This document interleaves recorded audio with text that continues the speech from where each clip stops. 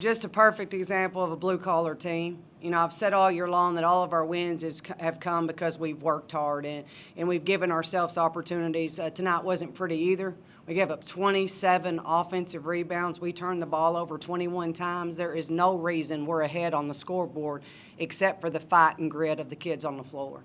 I mean, I think that the extra plays, the big shots, the extending possessions and those type of things really locked in to the scout in the second half. I mean, we shut down the players that we knew we had to. So really proud of the effort, especially in the second half. And it just goes to show you that, you know, you may not be the most talented team, but the team that works the hardest and works together and does what they have to do can sometimes find a way to win. And that's what this team did tonight. They found a way to win. Harshberger and Thompson were able to, you know, score 17, you know, baskets. I mean, you knew that they were going to come in, but you held Kerry Shepard and Taylor Pruitt 3 for 29. You feel like that was the difference? I thought that the Shepard, the holding of Shepard was a major difference. We didn't want her to have any uncontested shots, and even the last runner she made was contested. And I thought our kids did a really good job locking her down. Macy and Lex kind of switched it up guarding her, and they did a really, really good job of knowing where she was. And then we did a really good job of finding her in the zone. So all of her shots were contested because she's a big part of their offense. Tecia Thompson was one of the best players in the conference. She's going to get her points. Now, I had a little fit at halftime because 13, Harshberger, made the 2 open threes. You know she's a shooter. You got to find her. And that's what I mean about being better locked in on personnel in the second half. Thought the kids did a good job. We have a hard time rebounding the basketball. We're not very big. We usually have 5 guards on the floor at the same time. Sadie's not a post player. She's a guard.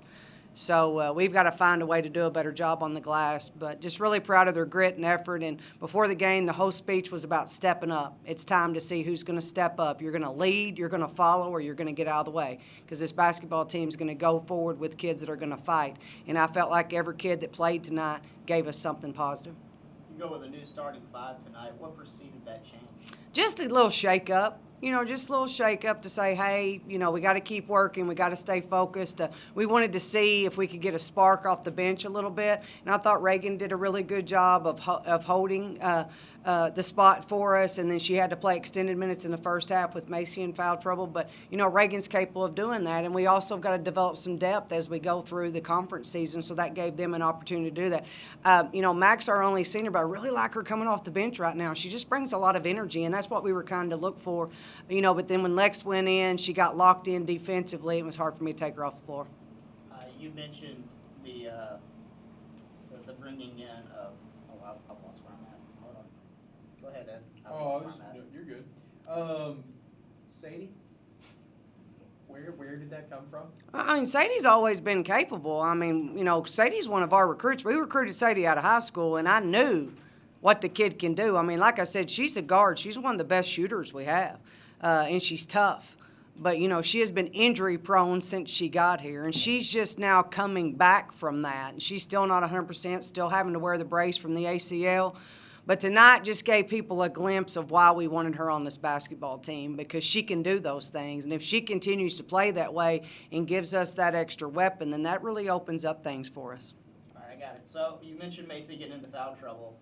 You guys offensively just kind of came to a standstill with her out.